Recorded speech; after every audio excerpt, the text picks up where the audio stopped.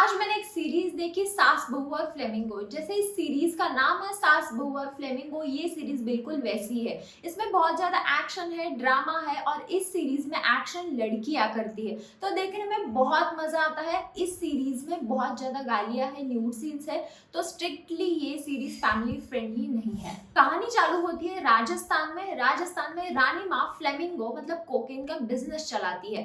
इस flamingo business में उसका साथ देती है उसकी दो बहुएं और उसकी बेटी। रानी माँ के दो लड़के भी है लेकिन वो आउट ऑफ इंडिया है और वो दोनों इस बिजनेस के बारे में कुछ भी नहीं जानते। और रानी माँ के साथ गांव की बहुत सारी औरतें इस फ्लेमिंगो बिजनेस में शामिल है। अब ये फ्लेमिंगो बिजनेस रानी माँ ने कैसे चालू किया और क्यों चालू किया, इसके पीछे एक बहुत ही अच्छी स्टोरी है जो 3rd और 4th एपिसोड में रिवील की जाती है। फ्लेमिंगो की एक्चुअल कहानी रानी माँ अपने दो बेटों को बताती है क्योंकि अब समय आ चुका है कि रानी माँ अपने फ्लेमिंगो के बिजनेस का वारिस चुन सके। इसमें दीपक दोबरियाल ने विलन का रोल प्ले किया है और उसकी परफॉर्मेंस सभी को हिला कर रख देगी।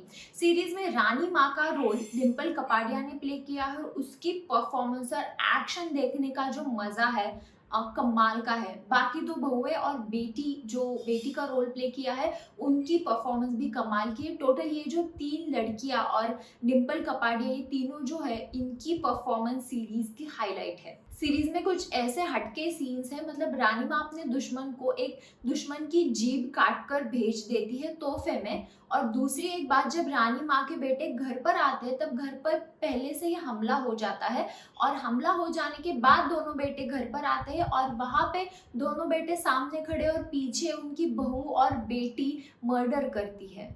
सीरीज के लास्ट एपिसोड में क्लाइमैक्स है। लास्ट के 10 से 15 मिनट में रानी माँ अपना आखिरी दाव खेलती है। अब आखिर में रानी माँ अपना वारिस किसे चुनती है ये आपको सीरीज देखने के बाद ही पता चलेगा। वैसे ये सीरीज इनकम्प्लीट है इसलिए इसका पार्ट 2 भी जरूर आएगा। सीरीज के प्लस पॉइंट्स की अगर बात करें तो स्टोरी, एक्शन और हर एक एपिसोड में एक नई कहानी, मतलब कभी फ्लेमिंगो की कहानी, कभी रानी माँ की, कभी बहू की, कभी बेटी की, हर एक एपिसोड में एक नई कहानी। अब माइनस पॉइंट्स की बात करें तो स्टोरी समझने के लिए थोड़ा ध्यान से देखना पड़ता है क्योंकि राजस्थानी लैंग्वेज यूज की है तो उस लैंग्वेज को हम डायरेक्टली कनेक्ट नहीं कर पाते।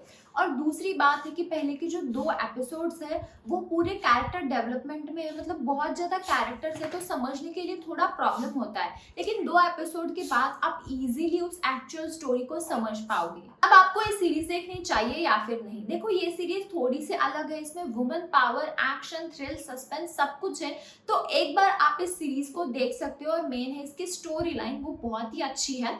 मैं इस सीरीज को 3.5 स्टार्स दूंगी आउट ऑफ 5। अगर वीडियो पसंद आई हो तो आप मेरे चैनल को सब्सक्राइब कर सकते हो। तो चलिए मिलते हैं हमारी अगली वीडियो में। Still then bye.